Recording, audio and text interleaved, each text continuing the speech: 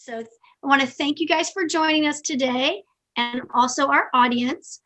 We are excited to talk with author Joe Nick Patoski and musicians Jackie Newhouse and Mike Buck. And we are going to discuss Joe Nick's new book, The Ballad of Robert Ealey and the Five Careless Lovers. If you have any questions for them, please post them in the chat and we will get to them by the end of the program. So first I'm going to start with introducing everybody. Joe Nick has been writing about Texas and Texans for 5 decades. He has authored and co-authored biographies of Willie Nelson, Stevie Ray Vaughan, Selena, and the Dallas Cowboys, and wrote the text to coffee table books on the Texas mountains, the Texas coast, and Big Bend National Park. His new book, The Ballad of Robert Ealey and His Five Careless Lovers, is an oral history of the seminal blues band Patoski grew up with in Fort Worth in the early 70s. He lives in the Texas Hill Country near the village of Wimberley.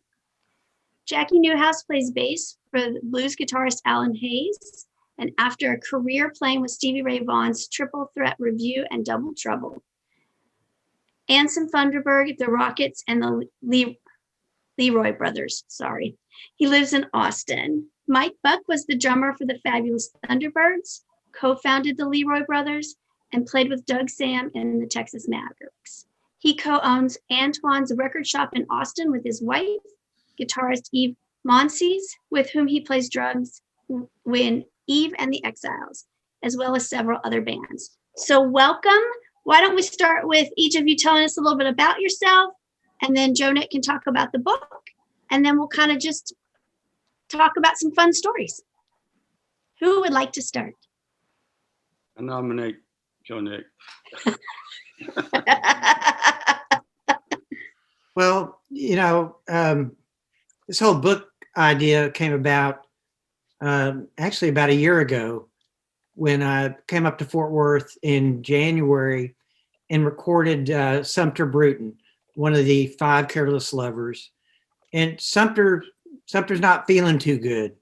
I'm not sure he's going to be long for this world. And he's got great stories, as do all these guys. And I wanted to make sure some of it got committed to record. So I went to his house and had a wonderful time just, shooting the bull, telling some stories, trying to get him down. Also, that previous fall in 2019, another Five Careless Lover, Freddie Cisneros, who's in Prescott, Arizona now, had a heart incident. And I thought, these guys that I kind of, they really influenced and turned my head around about what music's about. And I didn't want to lose these stories. So I recorded them in last March and talked to Jackie and Mike and Freddie on the phone. Freddie, Jackie, and Mike got together in Fort Worth last March, right before everything shut down from the COVID. It's shipping and receiving, and we told some more stories. These guys have great stories because what they've experienced is this direct transmission from really blues elders. And they were curious enough to go on the wrong side of the tracks and hang out and to basically be mentored by folks who were not sought out to be mentors. And that's not just Robert Ealey, but, TJ and Lois and all the folks down there in the bottoms on 4th Street. And just all the different clubs that they went to. And they've always told great stories. I wanted to get them down. So I did that, got it edited down, took a while to transcribe, and then rather sell it to a magazine and see it crunched down or edited. I took it upon myself at this stage in life. I really wanted to tell the story the way I wanted to tell it. And with the help of Nancy McMillan, my colleague at Texas Monthly, who's a great designer and does books, we created this book. And I really think it tells the story that isn't just about Fort Worth, Texas, in its incredible scene, but it's a story that really resonates. A friend of mine that lives around the corner, Danny Wade, was saying, I read this and your story is my story, 200 miles south. And he ended up, he grew up in the cellar in Houston. And Freddie Cisneros sold him guitar. So it's like this thing resonates, but these guys are the musicians and the people they're elders now, Mike and Jackie and Freddie. And, I wanted to tell how they learned their way through all this. Yeah, well, very sobering to be thought of as an elder, but We're old enough. Yeah, old enough in age, yeah. Well, I've known Joe Nick since 1971, 72 or so. He had a record shop, was a couple blocks from my house in South Fort Worth. And of course, I've always lifelong record fiend, I guess you could say, addicts. We kind of bonded over that, and I mentioned that we were doing some gigs at this place called Mabel's Eat Shop in Fort Worth on Horn Street. And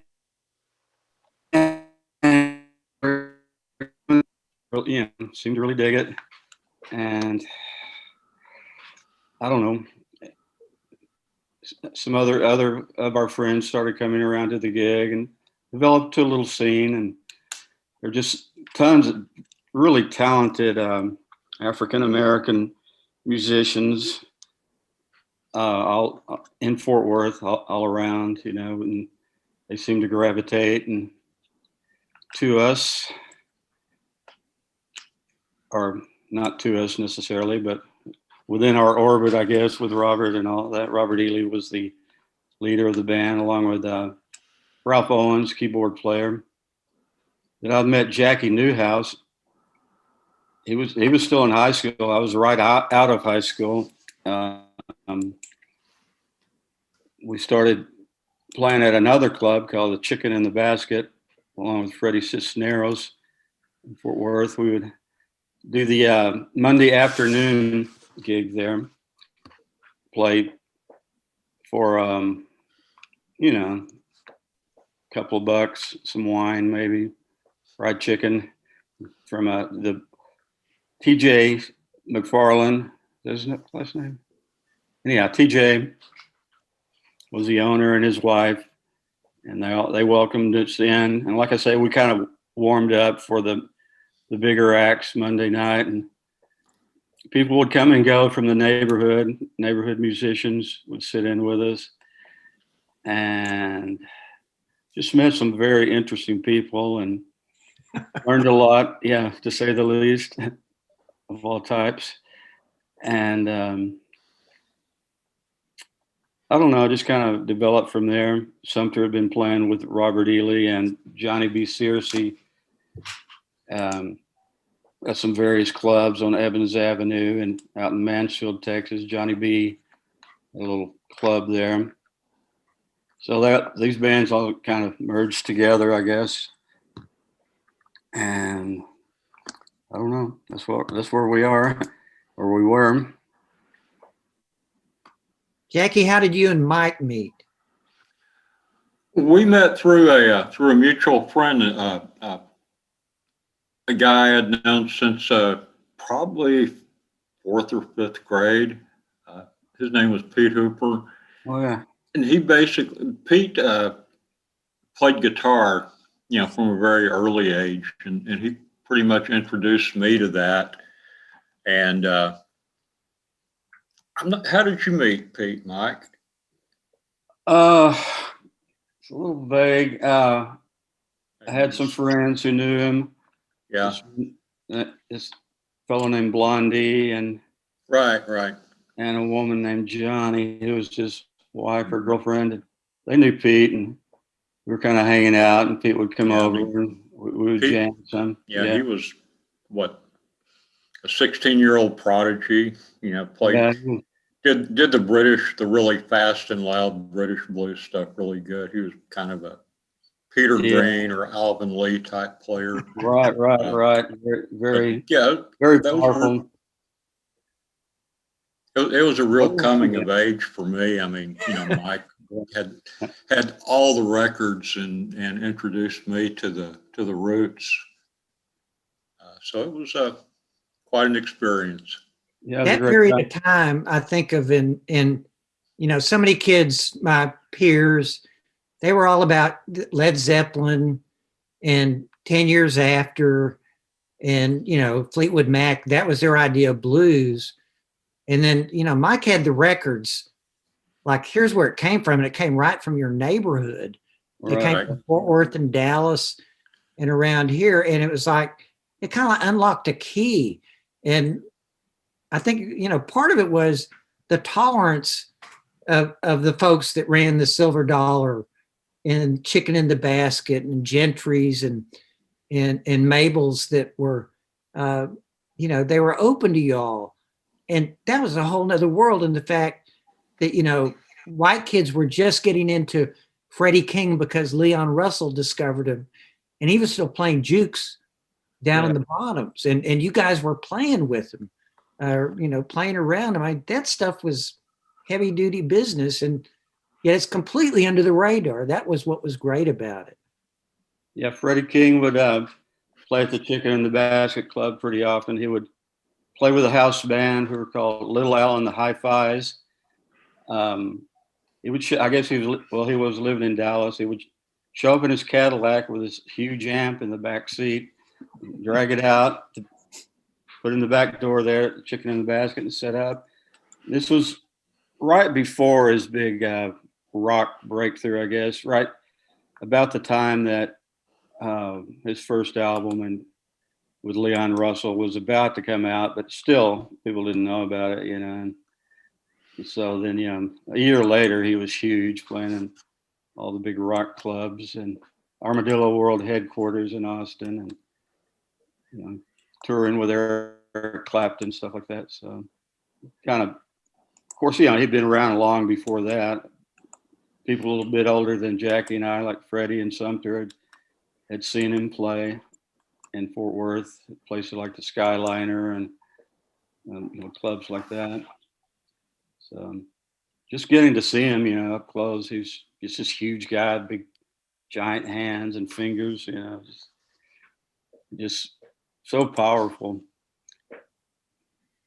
So when you guys played the Monday afternoon gig, Jackie, you were still in high school? Yeah.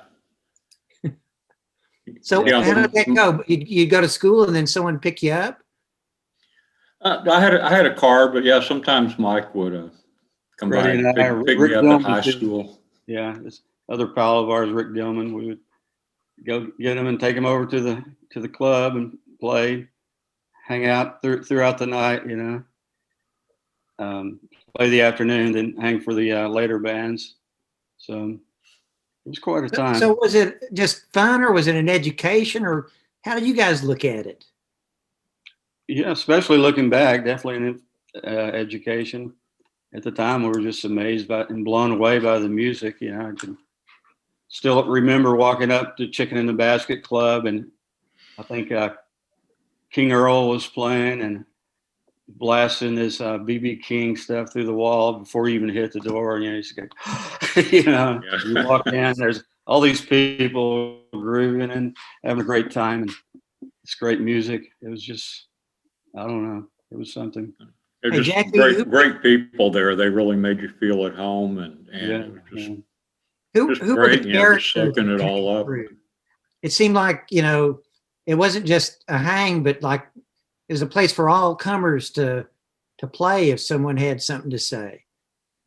Like, who would show up? Who are these people? Yeah, the Monday night thing was kind of a jam. A lot of the neighborhood people would come in and play with Little Al, who was a house band. They would, like I said earlier, they backed up Freddie King and whoever else came through, ZZ Hill,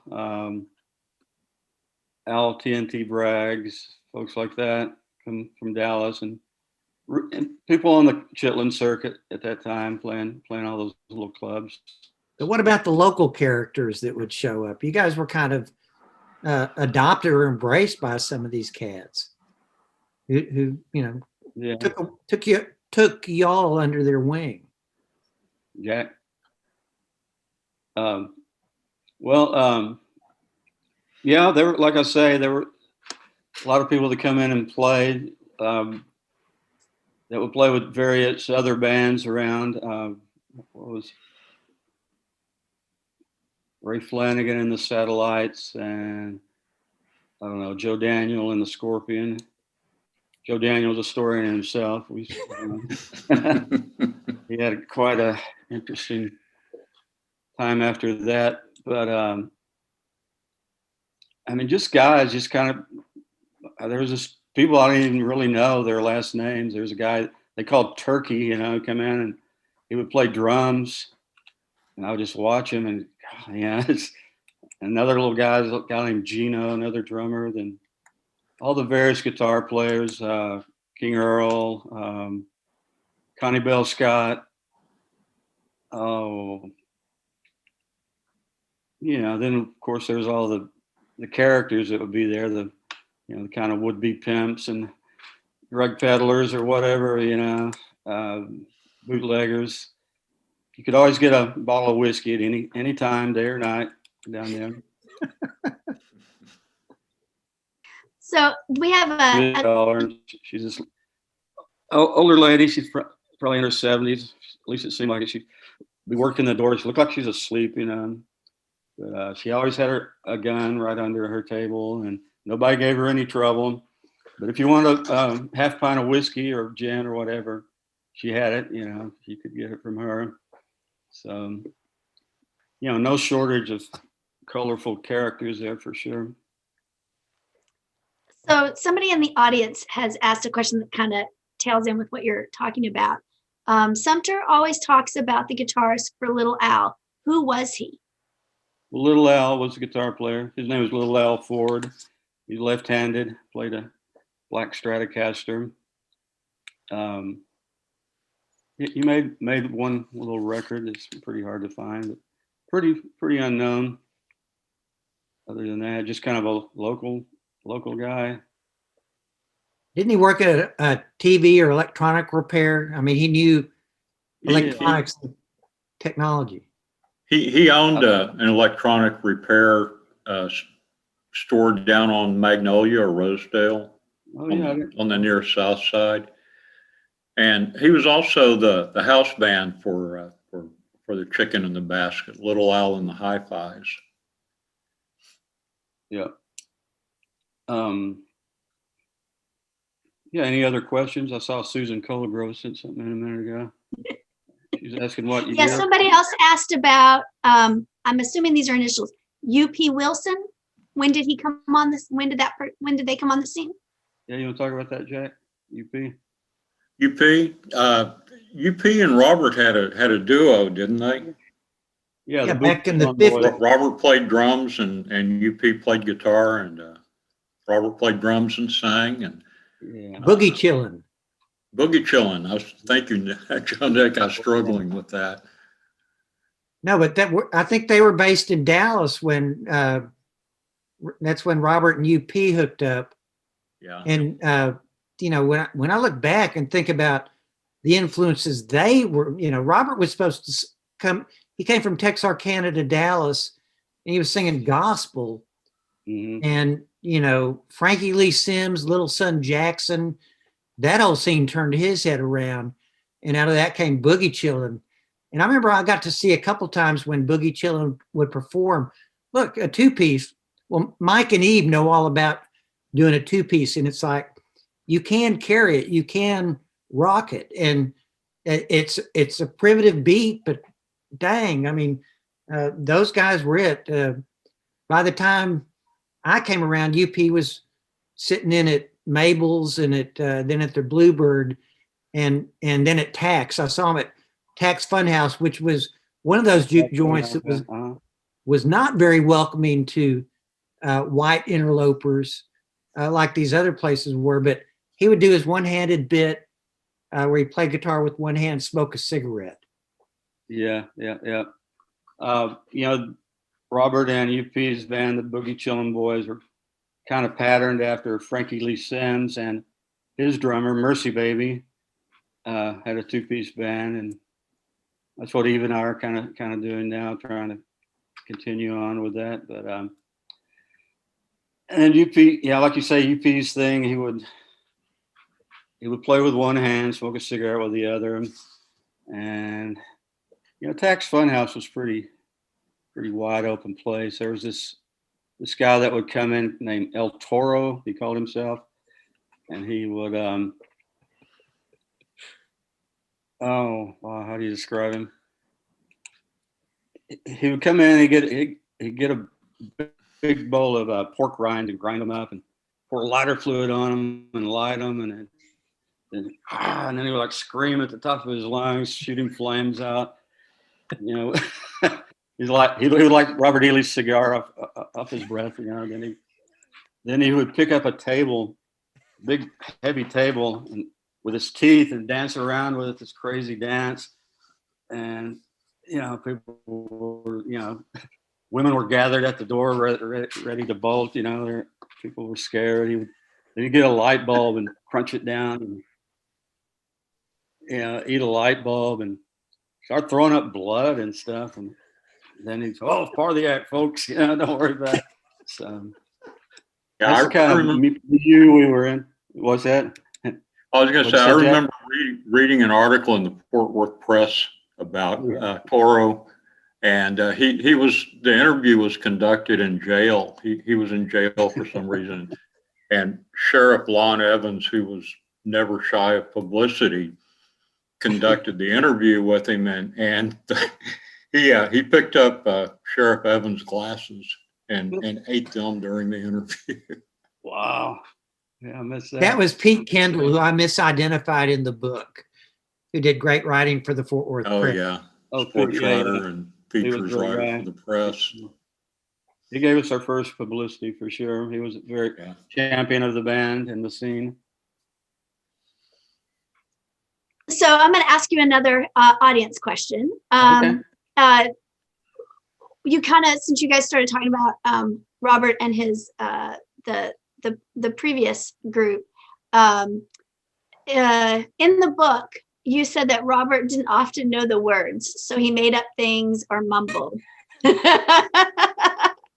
And sometimes that frustrated members of the band.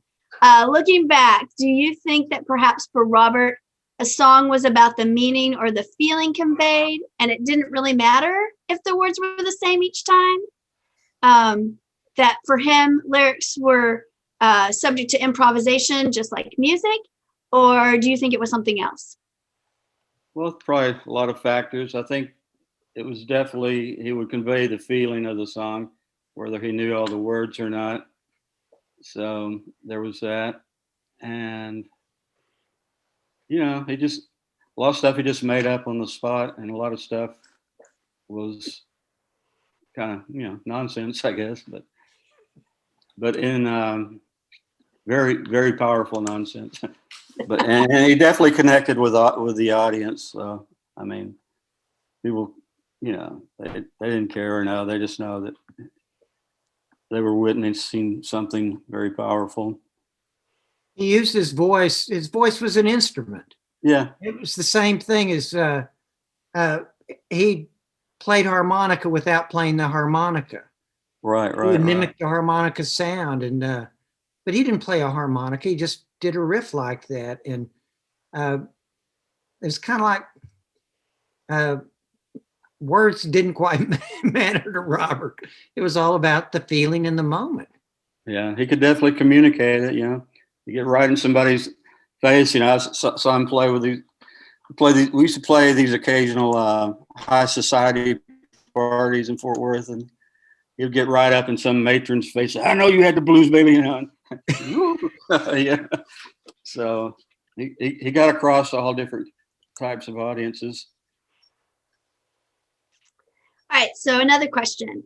Dallas had its own thriving high school age rock and roll blues scene, which produced a number of notable musicians. Did any of those guys ever come to hang out at the Bluebird and similar joints? Yeah, Mark Pollock, Daryl Newlish, Mark Hickman, some of those other guys, but yeah, definitely it was a regional thing. We had people from all over Yeah, for sure. We occasionally we'd have a rock star show up.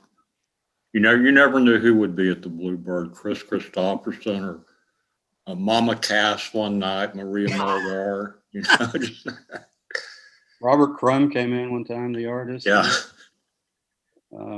Priscilla Davis, Fort Worth socialite. Mm-hmm. She was a regular. I think that was mentioned in the book. I thought that was Julie really Newmar, interesting. who played Batwoman. Wow. Yeah. Wow. That's, it started at Mabel's, but it really came into full flower when y'all moved across the street to the Bluebird, which was, I guess, a step up, or at least a step across the street. And then it became this, it was a salt and pepper mix. And it was kind of, you always wonder, were all the white folks going to overwhelm it, these society folks? And there would always be, some incident outside that would tamp that down for a while. But it was always a black club first. And it was a black club that would tolerate and welcome these folks. Priscilla Davis didn't go hang at Tax Funhouse. No. But she could at the Bluebird. No, or the Silver Dollar or anything. Yeah, I don't know. I'm not sure why that is, but we try to be respectful of the neighborhood and,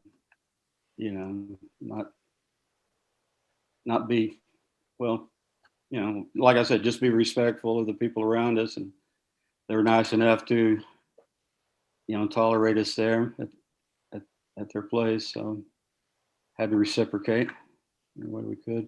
And, it was good for business, people coming in, spending a lot of money. There was that. Somebody else asked, can you talk about Catman and Tommy Lee? Catman, such a great guy. Bass player, guitar player, old timer from Pilot Point, Texas, I think, originally. But I don't know. Best story I can think of right now is sitting in my car with Catman, smoking a joint, and he started singing this Frankie Lee Sims song, Mark Deck.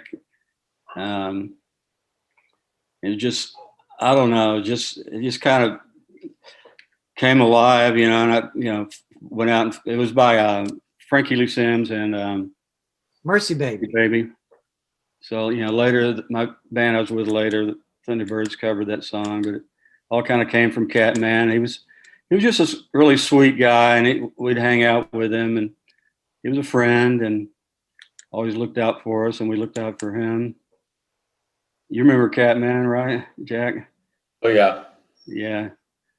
Show up, sometimes be wearing this big sombrero, like a big ornamental thing that you'd see hanging in a Mexican restaurant, and carrying his guitar without a case, with a cord wrapped around the neck, show up at the club. So, and Tommy Lee was, he passed on pretty soon after I started playing with the band. Didn't know him very well, but he's definitely the old school country blues guy in the mold of Lightning Hopkins or Little Son Jackson, Frankie Lee Sims. And there's some photos of him, and I didn't really get to know him very well. Do you remember Tommy Lee at all, Jack? I don't. Yeah, it may have been very early on, like when Sumter was playing with Johnny B and starting to play with Robert a little bit. Jack, did you have any mentors as far as like guys that you watched playing the bass? It's like this is how it's meant to be done. I can't say. Maybe Woody Reese, who was just kind of a character. He lived in the Morningside neighborhood, but we met him at the over at the Chicken in the Basket. Yeah. And he very early on, he was a mentor. I would say Freddie and Sumter, were Yeah. the guys that I looked up to and really helped, not so much as show me what to play, but how to be a musician and, how to carry yourself and be respectful. And Yeah. Can't give Freddie and Sumter enough credit for right. helping my education, musical education. Sumter had all the great Gatemouth Brown records, T-Bone Walker, and Freddie, coming from Jimmy Reed and Freddie King, all that. Just going over and hanging out at their place and listening to stuff was. Yeah, the fact that Freddie came out of the rock and roll, I mean, he was a success with Jim Jones and the Shantays. I mean, a really great Fort Worth rock and roll band. Yeah. But for him to make that switch and, basically, I'm not doing that anymore. This is what I'm doing. And I was always fascinated.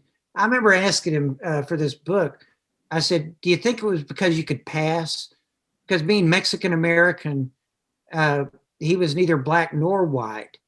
And I know that a lot of black women really, really kind of, he was exotic and they had the hots for him. Oh, yeah. Yeah. He wasn't just a typical white guy, and he wasn't a typical black guy. He was his own person. And, I can't credit him enough, the fact that the posters that he did for not just the band, but for other bands that he played with, is he captured that style of those hardboard posters. Of course, his dad was a graphic artist, but Freddie just mastered that style. He certainly did. I guess in peaking with, what was it, Sammy and the Fabulous Erections, was kind of taking it to the extreme. But it was always the stuff that would say, I remember with one of the posters, it was beer, wine, fights, and dancing. And then at the club, they X'd out fights on the poster. But as well they should. Another question is, how did Sumter and Freddie handle the lead and rhythm guitar work? Did they trade off? They did, yeah. I mean, one would play rhythm and one would play lead, then they would switch back and forth. It was never like a competition or anything like that. It was, they're very complimentary of each other's style, I would say. Freddie had a little harder edge. Sumter was more jazzy, kind of T-Bone Walker, Charlie Christian type thing, I guess. And it was a nice mix. I remember when Freddie would play the slide, that was always kind of, he was off in a whole nother, he'd mastered that sound. Elmore James, and just, it wasn't just playing the slide, but it was the tone, everything about it. I really, they both were very distinctive and very, very enjoyable to listen to and watch. Yeah. And very dedicated to what they were doing. I mean, they liked the blues. That was pretty much it, play other types of music around Freddie or something. Okay, whatever. But they loved the blues, and could handle it.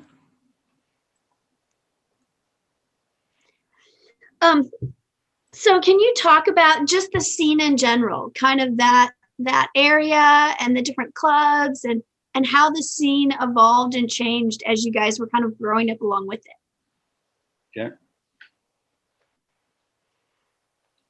How the scene evolved? Mm-hmm. Yeah, that's a good question. I'm not sure how it evolved. We would just show up and play, and then the people would seem to gravitate towards that and come out. And I think Sumter was plugged into the whole West Side crowd. So and him, I think Record Town was the hub of a lot of that. helped get the word out. Yeah. We were playing some rock clubs too. Then we played a place called Daddy-O's downtown. Right. And Everybody's talking. I'm sorry. Everybody's talking on the west side. There was a place Yeah. on just west of downtown. I can't remember the name of it. Maybe on Montgomery Street. Yeah. I can't think what that would be. Terry owned it. Terry, the bass player. Yeah, that was a Dream Palace, and Dream Palace, yeah. later Daddy-O's. Nick Keithis took over Daddy-O's. I think he still has Daddy-O's restaurant on Magnolia, right? Little breakfast place. He was very. He ran for mayor of Fort Worth one time, I remember. So it spilled over into kind of a rock crowd and scene, but it's really, I think it bruised easily when it traveled. It was in the element. You had to see you guys at Mabel's or at the Bluebird to really get the full on experience. I mean, it was the scene, and y'all were in your comfort zone. Not to say that you didn't. Yeah, true. You're freezing up a bit here. I hear you. Says my connection is unstable. Mine is too. We're all unstable here. We just got. Welcome to the joys of video.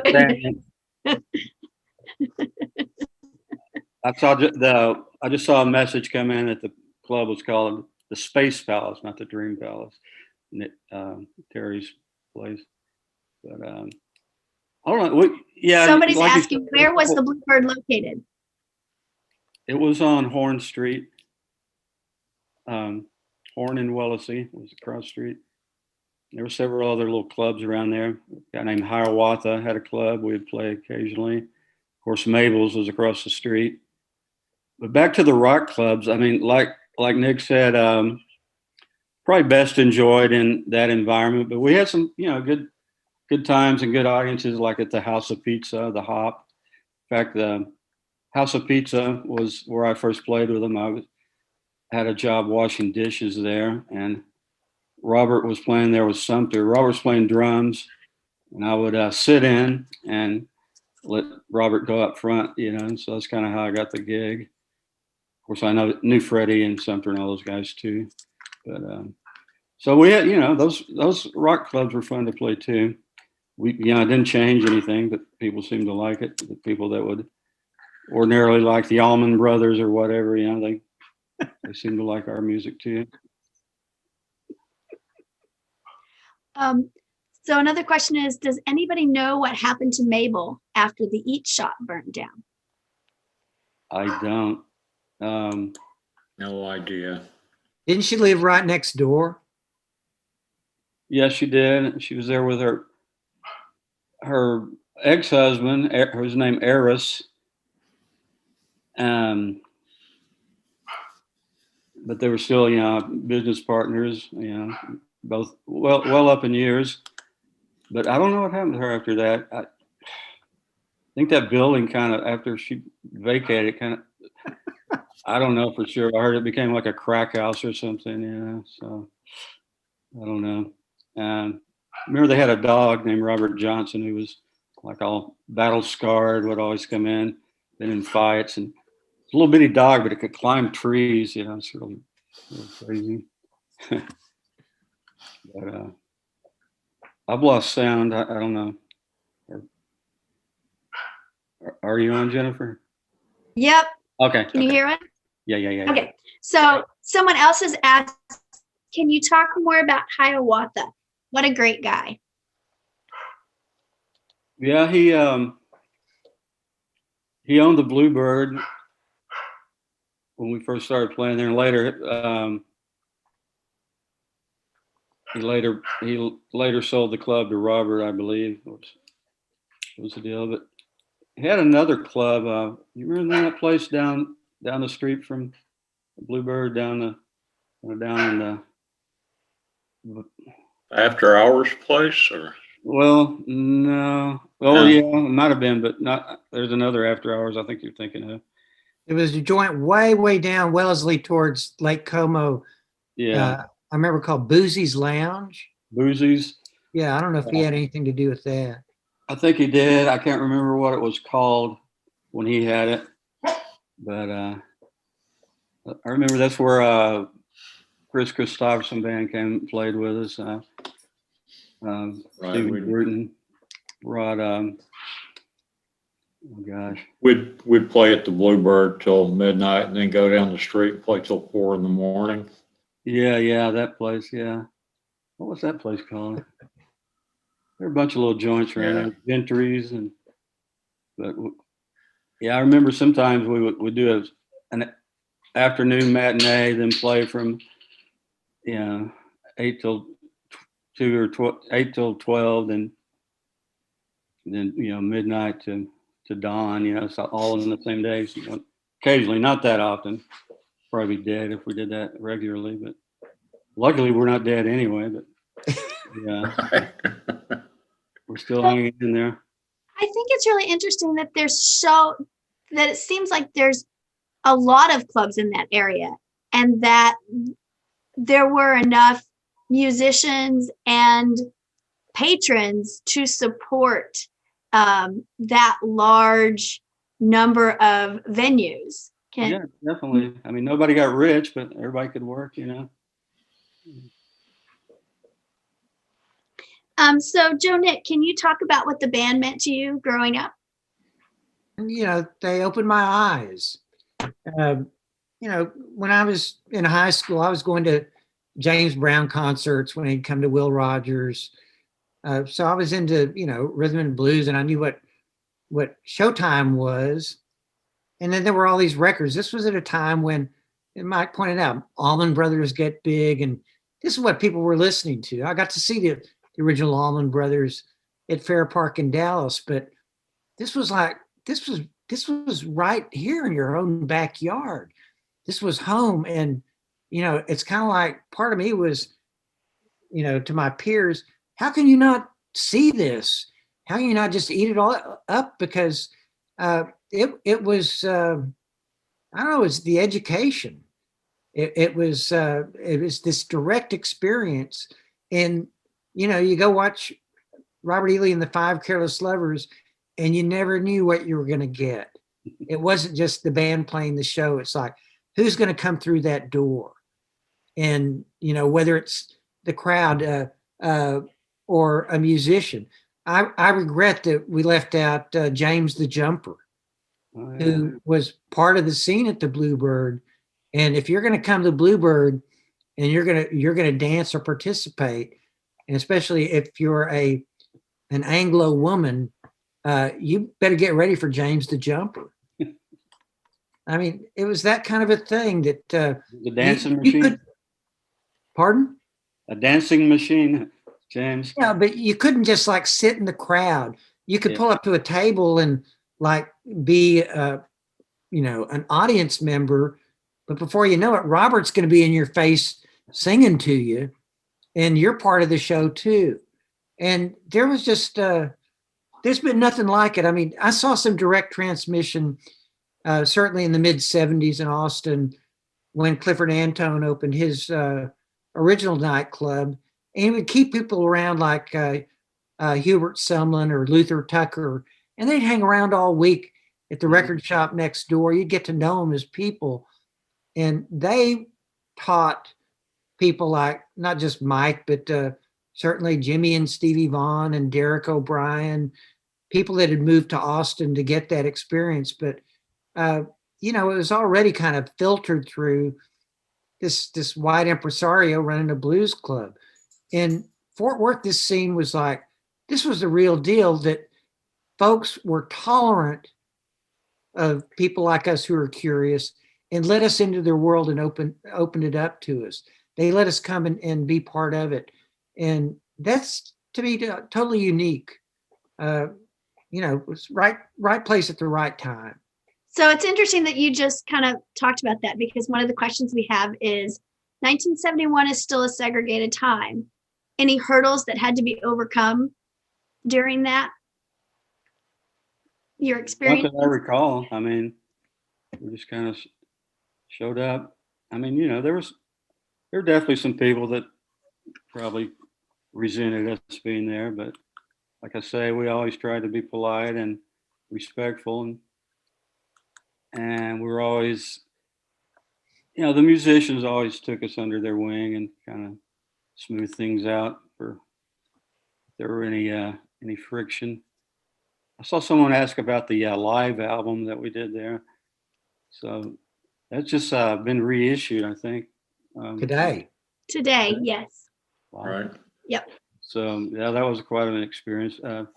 T-Bone Burnett and Stephen Bruton brought some mobile equipment in and recorded the band one night live in all of its drunken glory. You know, it was a fun night, and can't really say how it's weathered the years. I'll just let the listener be the judge of that. But it is available once again for your very own Bluebird experience. But it's pretty significant that who T-Bone Burnett has become since, you know, Yeah. Grammy-winning producer, and you know, a legend in his own right. And this was where he started. I mean, yeah, he had Sound City and was fooling around, but this was Yeah, in a way. And he was working with Major Bill Smith and people like that before that, and you know, he'd produced a lot of Fort Worth artists before, but yeah, it is definitely early on for him. and it kind of launched Stephen's career, who he ended up to be not just a stellar, you know, well-known guitarist, but a producer in his own right. Right. Alejandro Escovedo reminded me the other day, he said, Stephen used to always tell me these stories. And, you know, he thanked me for doing the book because he said, these went into depth, the stories that he used to tell me. Oh wow.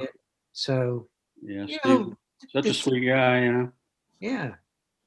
So someone else has asked, do you think Fort Worth is overlooked as an important music town?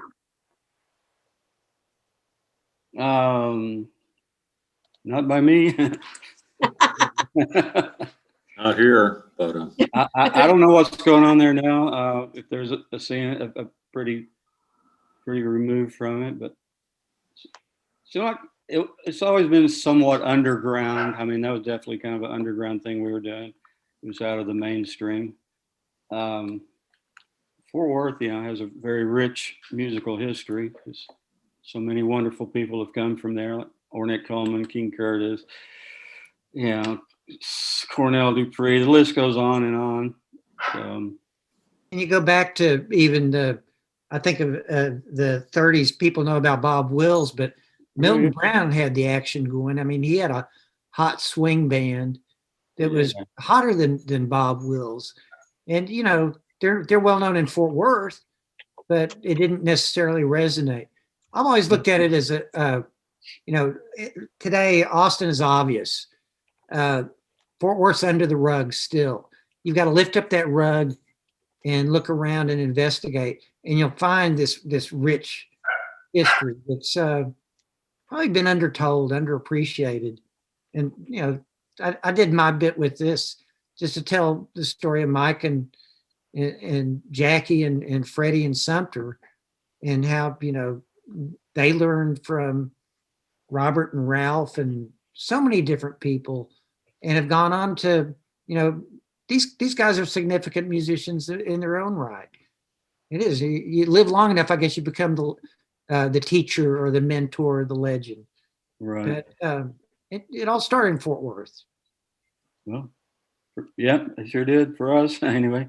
Yeah, my mom used to, when she was very young, she'd go see Milton Brown at the Crystal Springs there on White Settlement Road. You know, she always had stories of all these great Western swing bands she'd go see, and so I kind of grew up with that too. That end of it. And then the King Curtis era, when he come out, I mean, just I Am Terrell High School.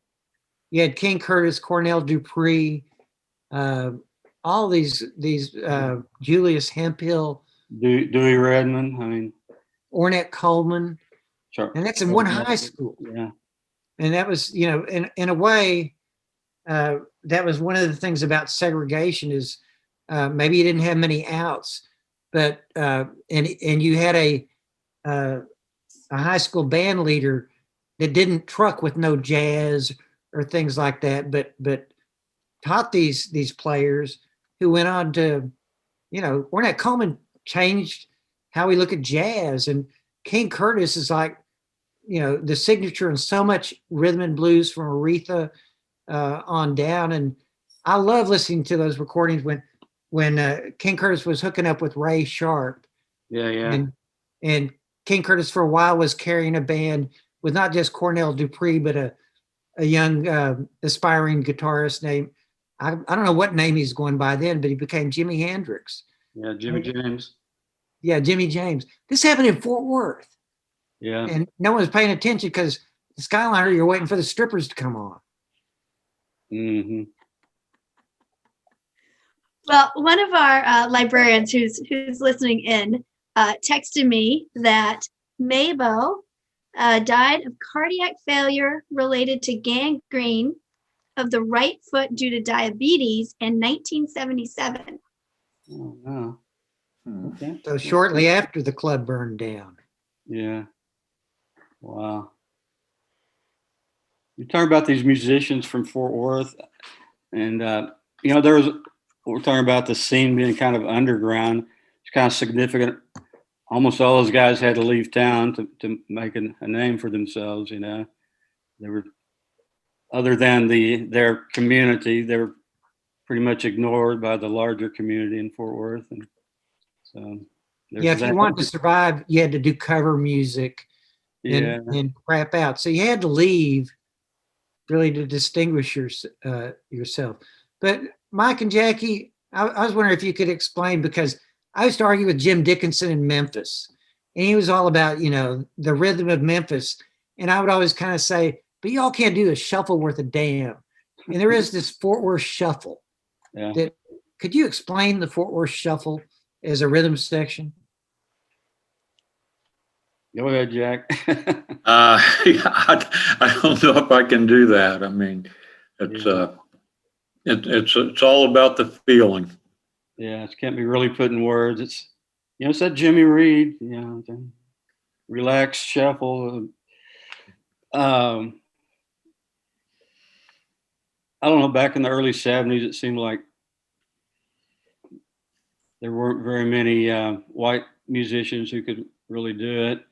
But, they've picked it up over the years. And, like you say, Memphis and other areas had their variations and their take on it. So I don't know. Like the relaxed description. And, whenever I think Fort Worth shuffle, Linda Lou, Ray Sharp, that kind of is, it's a relaxed groove that it's like you're just in the pocket and you're not having to show off or pop it or anything. It's just like you're in this it's a smooth groove.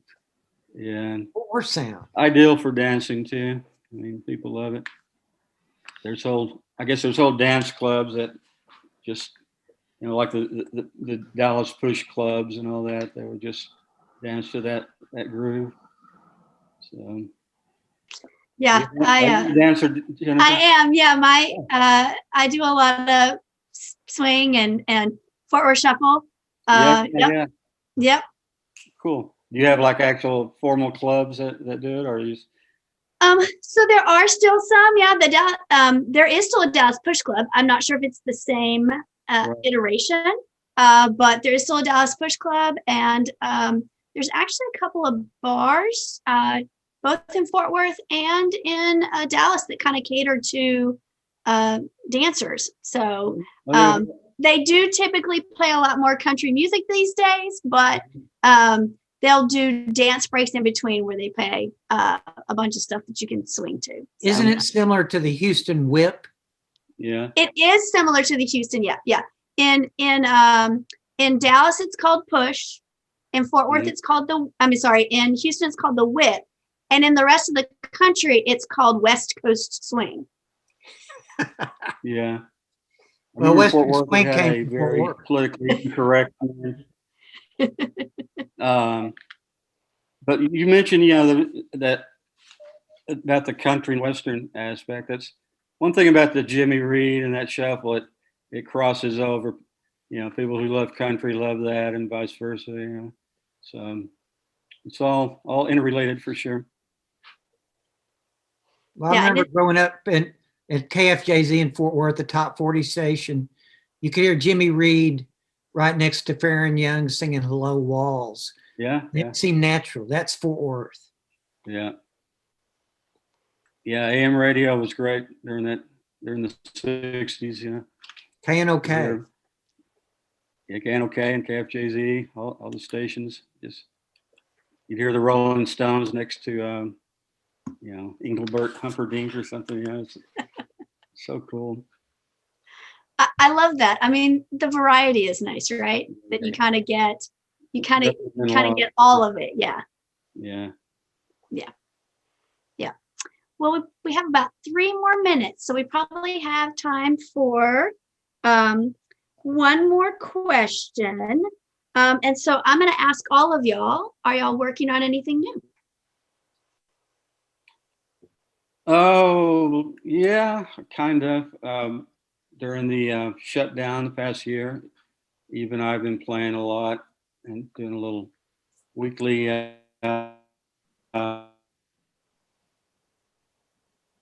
we hoping to do some recording soon of both our 2-piece band, and we just want to have do a project where we have all of our friends play on it, different people, So I guess kind of working on that. So you're online Jack? Thursday nights, right?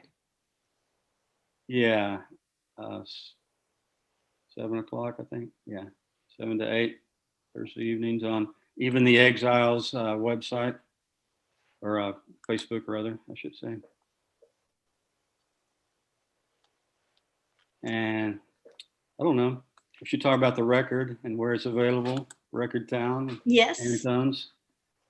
Yeah. Yes. Got to get away with it for that. I'm going to put Antone's website address in the chat here. And then I have a slide that has the contact information Great. for Record Town. I did spell that right. Nope. Jackie, what are you doing musically? I did not. I'm waiting for this pandemic to be over with, because it's pretty much shut down live music here in Austin. But as soon as we can get back out, I hope to start playing with Alan Haynes, a stellar guitar player out of Houston, but he's in Austin now. And really looking forward to getting back to it.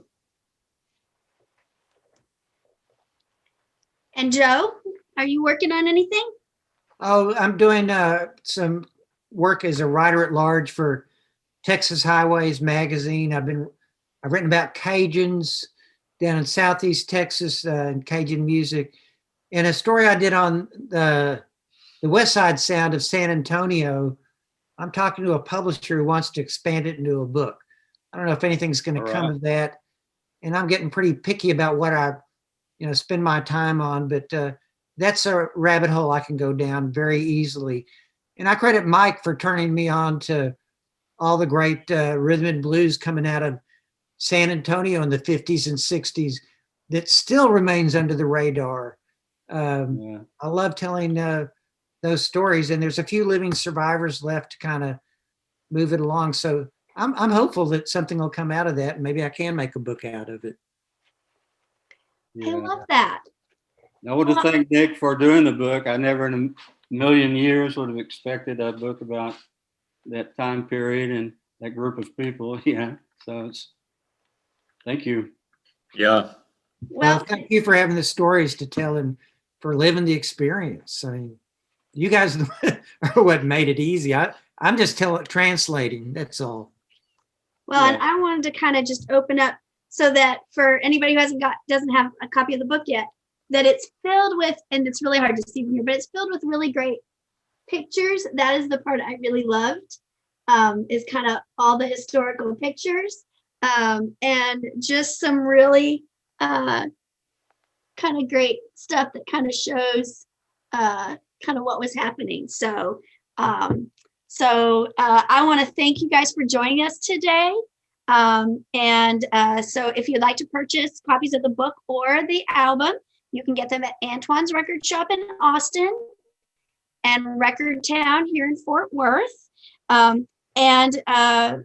We also want to say that the library has a great lineup of author visits coming up through the summer. So please check out our website, fortworthlibrary.org, to find upcoming events. And we hope that you guys have a great afternoon. Thank you. Thank you. Thank you. Yep, thanks for having us. Thank you. And thanks to all the listeners out there. You're welcome. You'll have a great day. Bye-bye. Bye.